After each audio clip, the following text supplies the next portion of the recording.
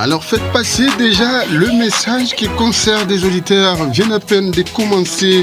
Je tiens encore à réitérer la grande équipe collégiale pour vous qui venez bien sûr de nous prendre diffusion pour la toute première fois.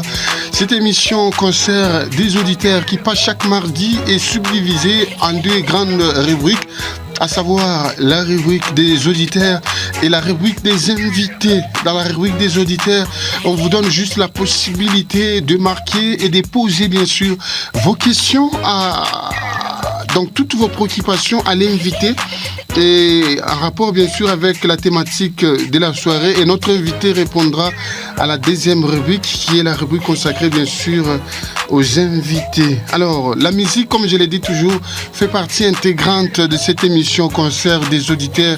Alors nous allons sans plus tarder déjà prendre notre toute première sélection musicale avec le savoir-faire de Michel Kilanga qui est de l'autre côté de la baie vitrée. Nous disons encore merci à vous qui nous suivez depuis La Roche. Vous nous écoutez par et à travers tous les coins et les recoins qui forment cette ville. Nous vous disons bonsoir, on est ensemble.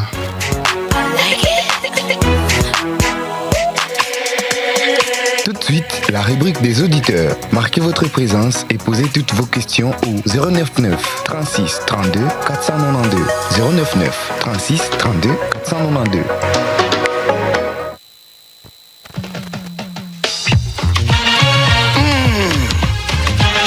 Matondo.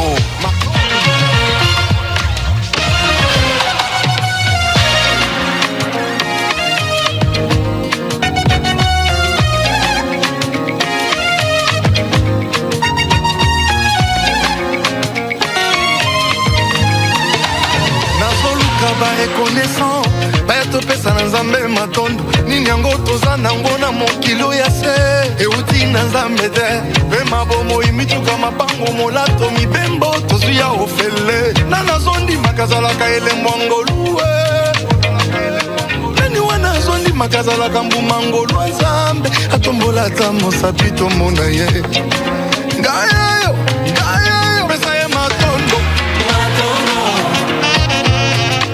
bakisa lisusu matondo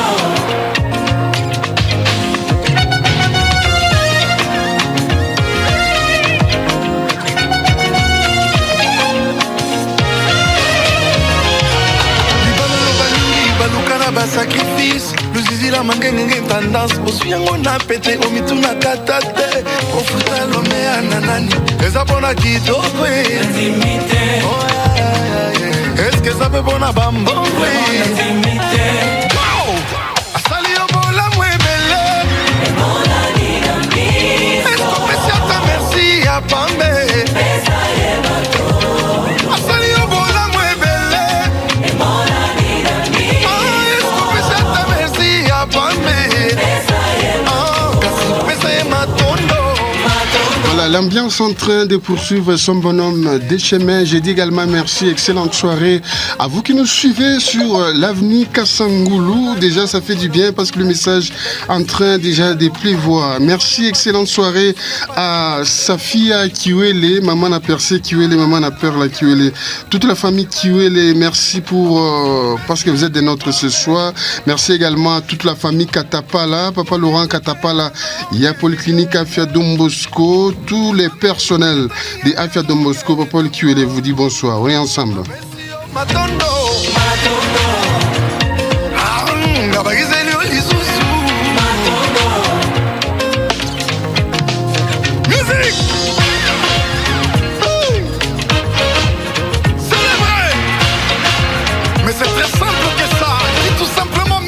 Messieurs et dames, si vous aimez cette belle compilation musicale, dites merci à Michel Kilanga qui est en train de vous catapulter musicalement de l'autre côté de la baie vitrée. Je me nomme Popol Kiwele Mukelenge. L'ambiance est totale ce soir. De partout vous êtes en train de nous écouter. Excellente soirée à tous les serviteurs, hommes des yeux hyper agrippés, hyper scotchés. C'est sûr, la 93.2 MHz. Depuis les cités universitaires, on frappe encore.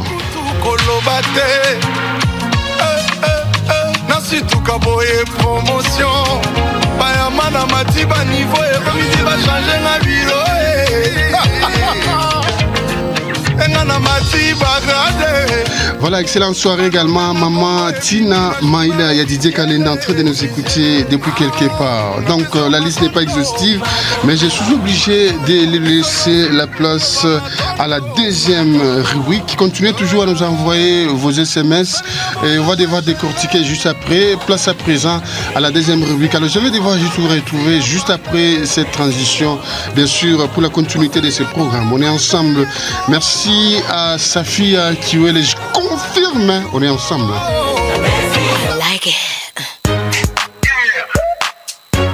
I like it.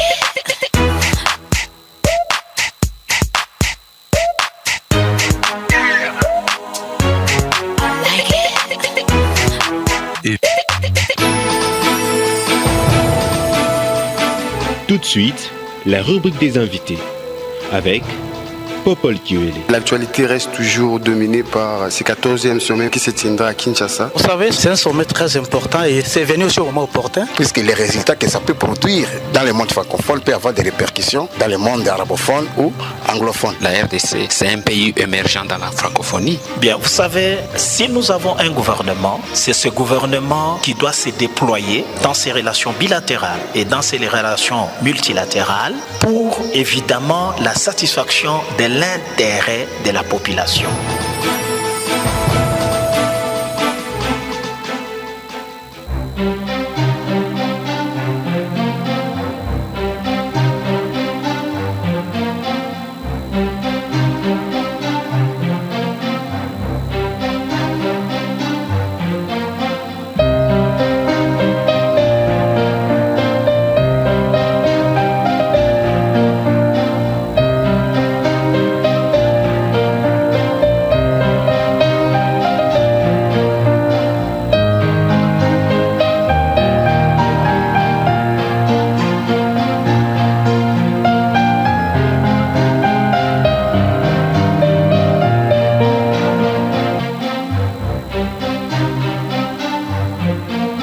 Voilà, merci à Michel Kilanga, merci également à tous nos invités qui sont déjà dans ce studio, M. Abel. Voilà, aujourd'hui c'est un plaisir de recevoir notre psychologue et l'évangéliste M. Freddy Kalinga. Oui, comme nous l'avions toujours dit, Oui. ce n'est pas une routine, ce n'est pas une habitude que nous avions de nous réveiller chaque soir, chaque mardi, nous retrouver ensemble encore ce soir avec nos invités si spéciaux. C'est vraiment une grâce de nous retrouver encore ce soir. Et nous disons merci à tous les auditeurs et auditrices qui sont en train de nous suivre et à tous ceux qui viennent de nous prendre diffusion en cours. Nous vous remercions, nous vous disons encore une fois bienvenue sur la 93.2 MHz. Alors sans plus tarder, bonsoir à tous nos invités. Bonsoir, messieurs les journalistes. Voilà, donc monsieur Freddy Kalinga est de l'autre côté, à l'extrême droite, à l'extrême gauche, j'y arrive, voilà, et Muséma est à l'extrême droite. Alors ce soir, nous parlons sur les comment. Je vois monsieur Abel peut réitérer notre thématique, comme je le disais à l'entame déjà. Ok, déjà, merci à tous ceux qui viennent de nous prendre diffusion. Oui. Nous voulons juste rappeler et annoncer déjà le thème d'aujourd'hui. Voilà. Le thème qui est comme sujet aujourd'hui, que nous allons décortiquer maintenant là avec nos deux invités, c'est comment l'habillement peut être considéré comme un mode de communication. Comment l'habillement peut être considéré comme mode de communication. Voilà, alors mes invités, il y a M. Freddy qui n'est plus à présenter. Muséma, il peut juste donner les grandes lignes, donner une brève présentation, étant donné que c'est depuis 2023 qu'il a commencé. Ah oui, hein. on ne s'est plus revu voilà, depuis longtemps donc déjà. Il est beaucoup réclamé, quoi. Merci beaucoup. Moi, Oui. c'est M. Emmanuel Moutoula, le psychologue, l'invité de l'émission. Ok. Alors, on commence déjà. Je vais devoir, question de bien gérer le temps, M. Abel. Je vais définir notre thématique, c'est-à-dire, je vais définir l'habillement, c'est quoi, et on va passer directement à la série de questions. Alors, l'habillement peut être considéré comme une action de s'habiller, de fournir des vêtements. En d'autres termes, c'est l'ensemble des vêtements où l'on est vêtu. Je réitère la définition. L'habillement peut être considéré comme une action de s'habiller, de fournir des vêtements. En d'autres termes, c'est l'ensemble de vêtements où l'on est vêtu. Nous vous parlerons de l'habillement comme mode de communication. Pouvez-vous deviner de quelle ambiance il s'agira? Alors, vous nous envoyez juste vos questions et nos invités, le psychologue Emmanuel Moutoula, va devoir répondre et M. Freddy Kalenga, l'évangéliste, sont là pour répondre à toutes vos préoccupations. Alors, on commence déjà avec la série de questions. Je vais devoir déjà attaquer M. Freddy Kalenga, le pasteur, l'homme de Dieu. Monsieur Freddy, pour commencer, déjà je commence d'abord avec la question principale. Comment l'habillement peut-il être considéré comme mode de communication, vous en tant qu'homme de Dieu? Justement, Monsieur Popol, je bénis le Seigneur, je bénis l'Éternel d'avoir permis, d'avoir occasionné cette opportunité, d'avoir permis à ce que nous soyons ensemble pour ces beaux thèmes. Sûrement, l'habillement joue un grand rôle à ne pas éviter, un grand rôle sur le plan spirituel, parce que si nous devons prêcher, parler de Dieu en tant que chrétiens, nous sommes des représentants de Christ, nous devons les reproduire, nous devons les remplacer. Donc, on ne doit pas prêcher seulement avec le langage, mais aussi avec l'habillement. Voilà, vous venez de suivre là l'homme de Dieu Freddy Kalenga qui vient de nous parler dans une sorte, dans des petites phrases, comment c'est quoi l'habillement. Alors, est-ce que nous pouvons tourner vers notre invité, notre psychologue? Est-ce que vous pouvez aussi nous parler c'est quoi l'habillement scientifiquement? Comme vous êtes déjà le psychologue, est-ce que vous pouvez nous parler un peu, nous expliquer c'est quoi l'habillement avant qu'on puisse déjà entrer en profondeur avec notre thème d'aujourd'hui? Merci beaucoup pour la parole. Conformément à la psychologie sur les mots habillement, comment il peut donner les modes, comment il peut être un mode de communication. Parce que quand la manière dont une personne est habillée, cette façon-là de son habillement donne une information sur son comportement, sur sa vie et sur lui-même. Parfois, ça peut donner même des informations sur sa religion, ça peut donner des informations sur sa profession. Donc, l'habillement donne beaucoup d'informations sur la personne. Je peux illustrer à l'aide des exemples. Je prends un exemple d'un policier. Le policier, quand il passe à travers son habillement, on reconnaît qu'il est policier. Je peux prendre l'exemple des musulmans, comme aussi ça représente la foi de quelqu'un. Quand vous voyez la manière dont les musulmans s'habillent, à partir de l'habillement, nous découvrons qu'ils sont musulmans. Il y a plusieurs sortes déjà qu'on peut découvrir, les distinguer des autres à travers de leur habillement. Merci beaucoup. Voilà, on est en train toujours de poursuivre avec la série de nos questions, M. Abel. Ok.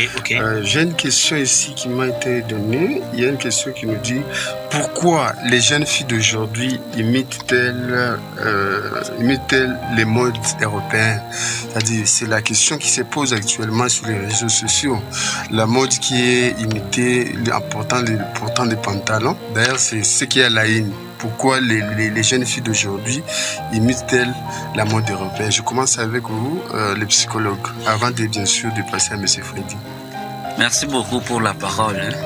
Vous voyez que beaucoup de comportements sont acquis par imitation. Je prends l'exemple par les enfants et de grandes personnes dans différents milieux. Beaucoup de comportements sont acquis par imitation. Maintenant, quand les jeunes filles suivent souvent des films, ils regardent dans différentes chaînes européennes, étrangères, ils admirent la façon dont les gens portent les pantalons.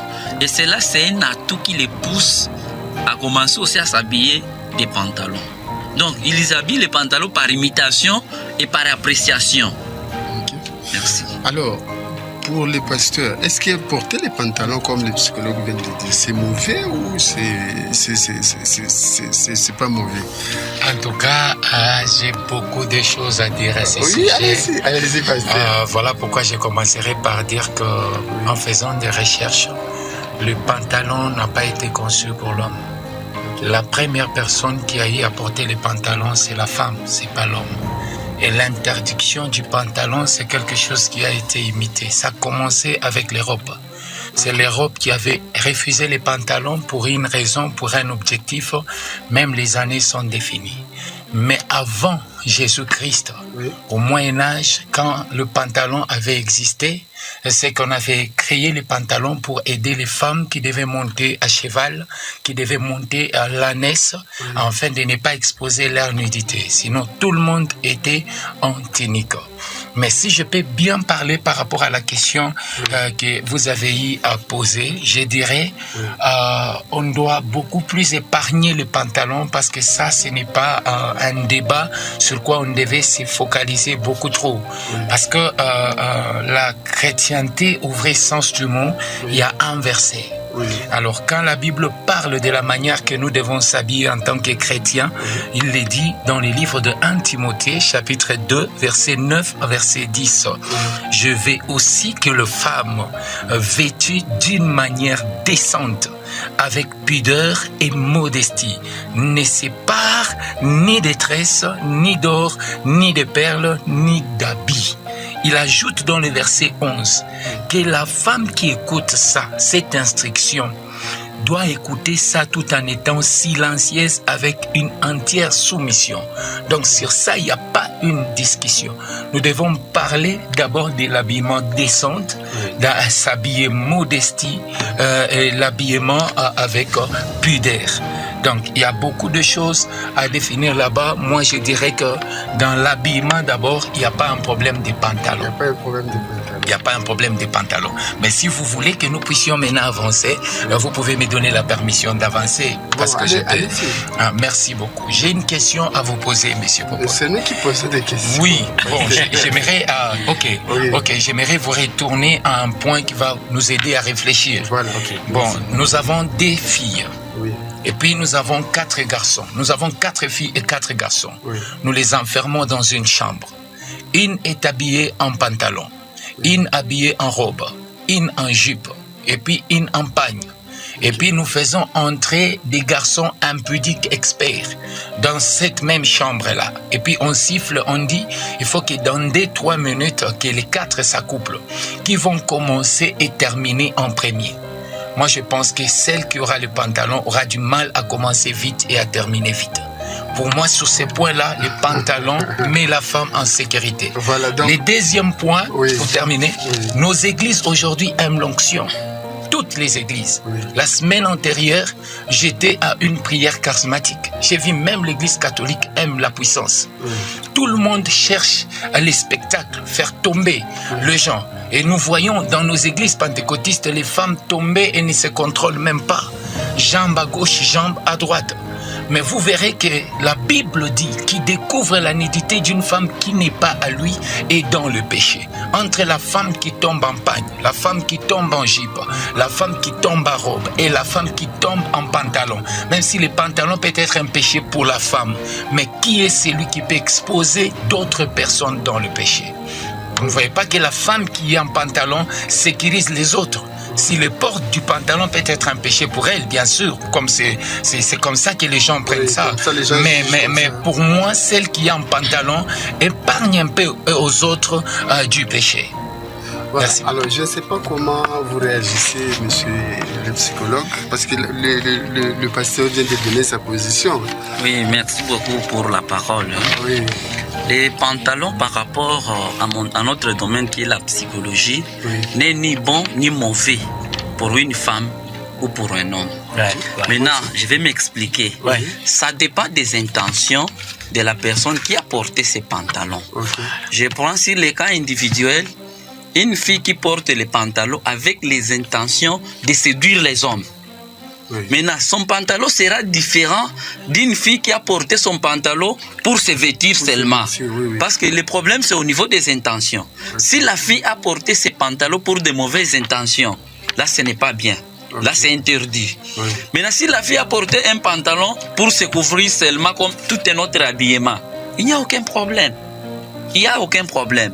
Maintenant, si je retourne, là c'est au niveau individuel, hein, si je retourne au niveau de la psychologie sociale, par rapport à la société, parce que l'habillement est souvent culturel. L'habillement est culturel et social. Donc, vous allez vous rendre compte que les gens s'habillent selon leur culture. Comme nous, les Congolais, nous avons notre façon de s'habiller différente des Juifs, différente des Sénégalais. Comme nous, ici, on s'habille des pantalons, des vestes, des jupes, des pantalons. Alors qu'au niveau du Sénégal, presque tout le monde s'habille au moins en robe. Dans les pays musulmans, comme, je pense que c'est comme en Égypte, et les hommes et les femmes, tous sont dans des robes. Et les robes là sont différentes. Une robe d'un homme et une robe d'une femme, c'est différent. Donc là, c'est au niveau de culture. Maintenant, si je retourne au niveau de la psychologie sociale, par rapport à la culture congolaise, là, les sociologues savent bien que nous. Mais par rapport à ce que je peux dire, ce n'est pas bien. Pourquoi? Pourquoi? Parce que quand les femmes commencent maintenant à s'habiller des pantalons, ils imitent la culture occidentale. À ce niveau-là, ils ont quitté la culture africaine pour imiter une autre culture. Là, ce n'est pas bien. C'est comme, je peux prendre un autre exemple, ce qui se passe souvent sur les réseaux sociaux par rapport à la culture. Vous allez vous rendre compte que beaucoup de garçons célibataires en Europe, quand ils veulent se marier, épouser, quand ils sont dans des fiançailles, ils ont l'habitude de dire, je vais aller demander le mariage. Vous comprenez? Je suis venu demander si tu peux m'épouser. Maintenant, il s'agenouille devant la fille, il donne la bague pour dire que je suis venu demander si vous pouvez m'épouser. C'est devenu fréquent. C'est devenu fréquent, même ici chez nous à Lubumbashi, par exemple. Alors que ça, c'est une autre culture. Maintenant, comme ici chez nous, à Lubumbashi, par rapport à cette culture, ce n'est pas bien. Je pense que j'ai répondu à la question par rapport... Alors, je vous retiens toujours, monsieur le psychologue. Alors, quelle est la réaction des parents face à cette importation des modes vestimentaires de la jeune fille, donc le pantalon dont nous parlons? Comment réagissent les parents? Je commence avec vous. Maintenant, merci beaucoup. Les parents réagissent différemment par rapport à ça. Je n'ai pas encore fait une enquête sur ça, mais par rapport à ce que je sais, les parents réagissent différemment par rapport aux valeurs d'un parent à un autre.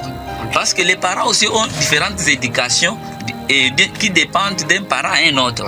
S'il y a certains parents qui croient que imiter la culture européenne, les modes, c'est normal. Ils achètent même les pantalons là pour donner à leurs filles. Ils comprennent qu'il n'y a pas de problème. Maintenant, il y a d'autres parents qui comprennent que ce n'est pas bien. S'ils sont beaucoup liés à leur culture, ils pensent que la culture européenne, les pantalons, ce n'est pas bien. Les filles doivent porter des pantalons, ça signifie qu'elles sont mal éduquées. Ces parents-là ne peuvent pas accepter que leurs filles portent des pantalons. Alors, pasteur, la même question revient à vous. Comment les parents réagissent-ils Merci beaucoup. Je vais faire un peu marche arrière. Monsieur Popol, le fait de dire qu'ils ont imité la culture d'ailleurs, moi je pense qu'on est en train de dire qu'il y a un Dieu pour les Européens, un Dieu pour les Américains, un Dieu pour les Africains. Nous avons un seul Dieu. À cause de ça, c'est ça qui fait que quand un prédicateur de la RDC se retrouve en France, en Europe, il a du mal à prêcher. Or, ce qui est péché en Europe est péché en Afrique, est péché aux États-Unis, est péché partout. Donc, ce que nous devons comprendre, c'est quand vous arrivez quelque part, la culture que nous devons cultiver une culture chrétienne. Et selon la chrétienté, le jour que le Seigneur lui posera une question, il dira, Seigneur, moi j'avais vu à cause de la femme que toi tu avais créée. Donc, ces genres de femmes ne seront même pas jugées. Et sur le plan prophétique, ça nous arrive, vous êtes en train d'aller en cours de route, tu vois un frère en train de venir et derrière lui, il y a 5-6 filles nues en train de le suivre. Le problème, c'est quoi? Ces personnes-là sont liées. Si vous arrivez au devant d'un prophète jeune, à peine converti, qui vient de recevoir la vision, il peut se dire que le frère ici est impudique, la sœur ici est impudique. Non, ça peut être le nombre de fois que tu t'es mal habillé et que les consciences des gens se sont attachées à toi. Donc, ils ont commencé à te coller, à te suivre partout là que tu vas. Parce qu'il ne faut pas que quelqu'un te voie et arrive à comprendre ce que tu caches. Arrive à connaître ce que tu caches. Parce que ça arrive aujourd'hui. C'est pourquoi le monde d'aujourd'hui, même la prophétie est vraiment compliquée pour arriver à la vision, parce que nos yeux sont souillés à tout moment. C'est pourquoi nous allons implorer aux parents aussi de conseiller bien leurs enfants. Parce que c'est facile même dans l'église aujourd'hui.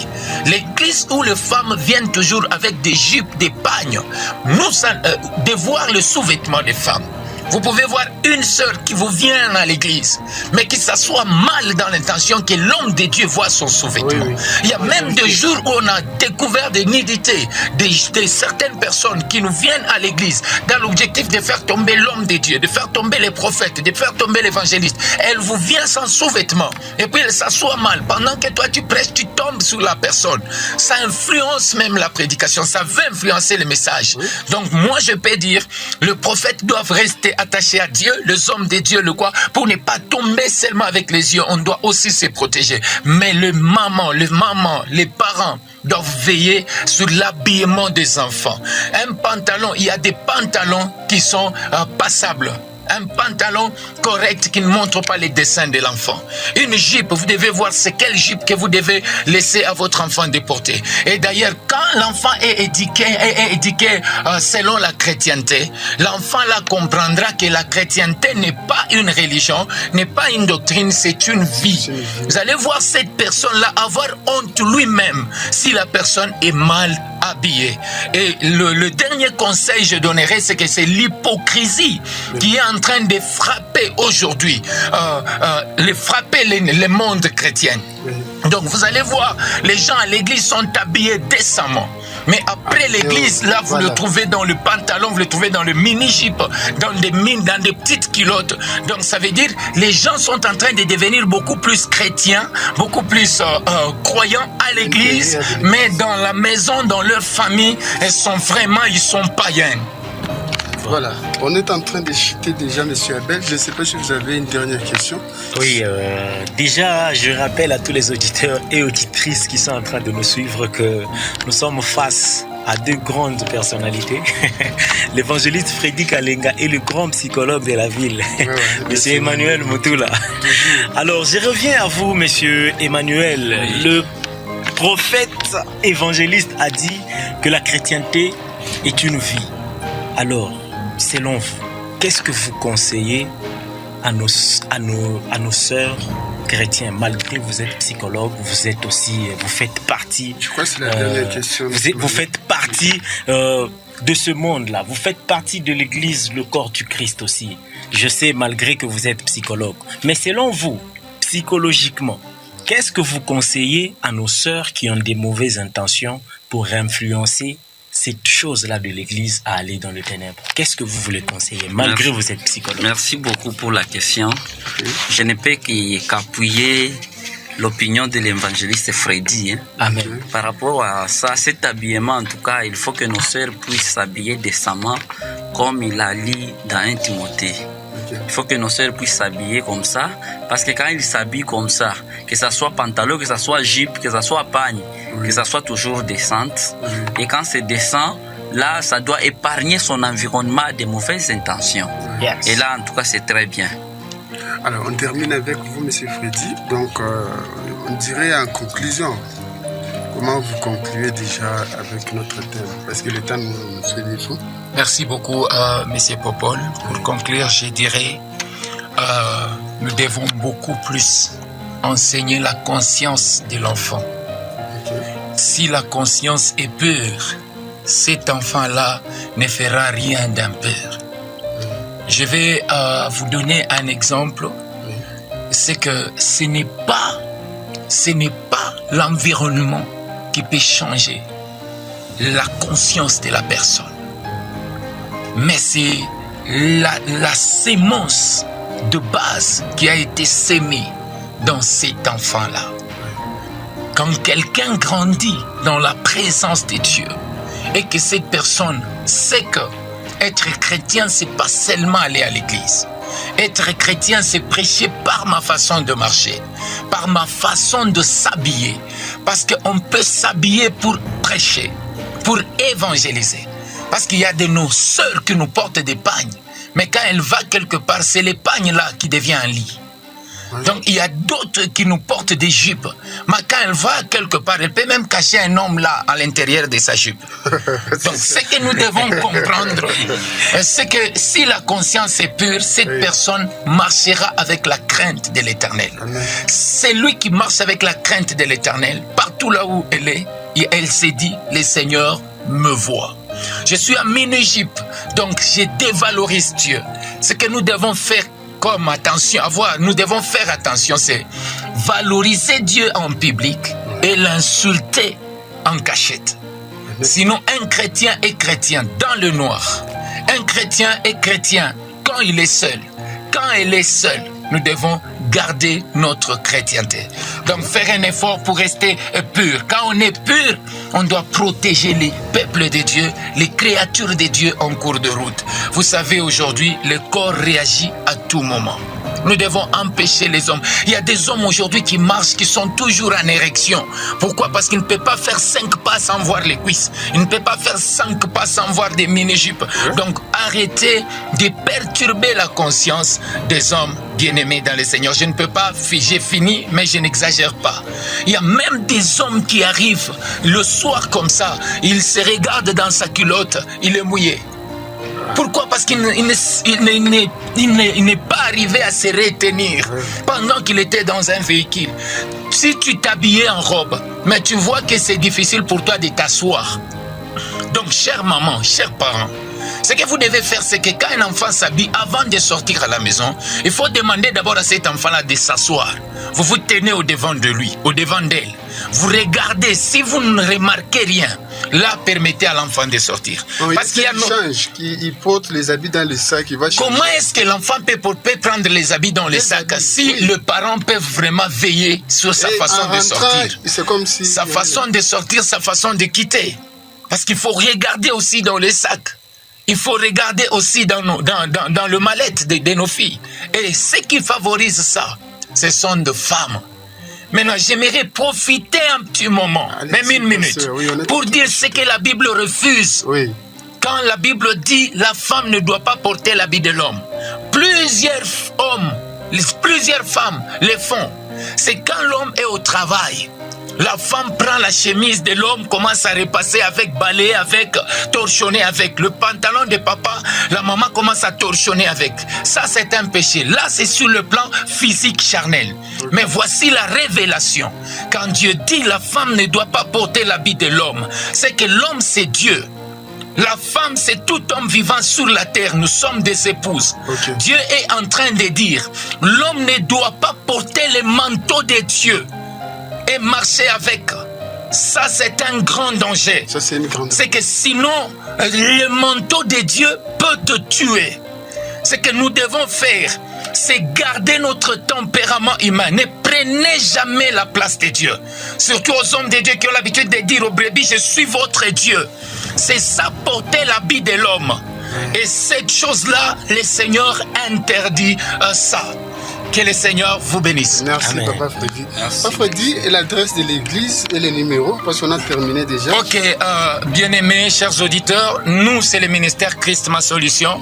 Je réponds au nom de Freddy Kalenga, l'évangéliste du Seigneur, l'homme de Dieu, trop humble, parce que je ne peux pas les dire par moi-même, mais le Seigneur les défie toujours. Malgré que j'ai un petit souci, l'encre de mon stylo n'est pas là. Mais nous sommes au coin 30 juin des écoles. Si vous arrivez là-bas, vous demandez le ministère Christ Ma Solution, nous allons vous accueillir. Nous avons même une école biblique. Nous enseignons aux jeunes gens de comprendre comment annoncer l'évangile, comment garder les standards sacerdotal de Dieu, comment garder les valeurs de Dieu. Il faut toujours rester au pied et être enseigné. Nous vous invitons aussi. Voici mon numéro. 097 74 68 008 097 74 68 008. Merci Papa Freddy. Alors Monsieur Emmanuel, un dernier mot et votre numéro peut-être pour ceux qui chercheront à approfondir avec vous en coulisses. Merci beaucoup pour la parole. Mon dernier mot, je dois dire aux parents de veiller sur l'éducation des enfants. Parce que la manière dont les enfants s'habillent reflète l'éducation reçue. Donc s'ils ne s'habillent pas décemment, on peut supposer qu'ils ont reçu une mauvaise éducation. Et s'ils s'habillent décemment très bien, on peut également supposer qu'ils ont reçu une bonne éducation. Et l'éducation des enfants, c'est l'apanage des parents. C'est ça les conseils à donner aux parents. Maintenant, ces enfants-là doivent commencer à marcher avec cette éducation qui va les aider et ils ne feront pas de problèmes dans la société par rapport à leur habillement. Sinon, je dis merci beaucoup. Moi, c'est Emmanuel Moutoula, le psychologue. Mon numéro, c'est 099 96 96 151 099 96 96 151. Voilà, nous tenons à dire merci à nos invités. Monsieur Abel, un dernier mot, on a terminé, quelques salutations. On est déjà arrivé à la fin. Nous sommes déjà à la fin. Merci à tous les auditeurs et auditrices qui se sont vraiment donné la peine de s'asseoir au pied de leur poste radio pour nous suivre et leur temps qu'ils ont donné. Nous vous remercions de partout où vous êtes en train de nous suivre. Déjà, je salue mon frère et bien-aimé Gabi Mukuna Wachipanda qui nous suit déjà depuis quelque part. Là, je m'en vais saluer l'ingénieur des ingénieurs, l'informaticien de tous les informaticiens, Mouteba. Toujours de partout où vous êtes en train de nous suivre, nous vous saluons. Nous saluons la famille Jéricho depuis la Katouba. Je salue à tous les auditeurs et auditrices qui sont en train de nous suivre. Nous vous disons bonsoir. Alors moi je suis en train de terminer en disant d'abord merci à toutes ces personnes qui nous soutiennent. Donc la liste n'est pas exhaustive, le temps nous fait défaut, mais j'ai dit merci à papa Laurent Katapala et à Polyclinique Affaires de Moscou. Merci à monsieur Rifin Mouteba l'ingénieur et à maman Nicole, on est toujours ensemble. Merci pour terminer à Michel Kilanga qui était de l'autre côté de la baie vitrée. Merci également à monsieur Beni Rachidi Raïsi pour la programmation et toute la grande équipe réalisationnelle de ce grand programme Concert des auditeurs. Nous vous disons merci. J'ai dit également merci à nos invités, à monsieur Freddy Kalinga, le pasteur. Merci également à monsieur Manuel Moutoula, les grands psychologues de la ville. Toute la grande équipe, la liste n'est pas exhaustive. Nous vous disons merci et avec le même espoir de vous retrouver encore le mardi prochain. Bye bye et bonne continuité de nos programmes.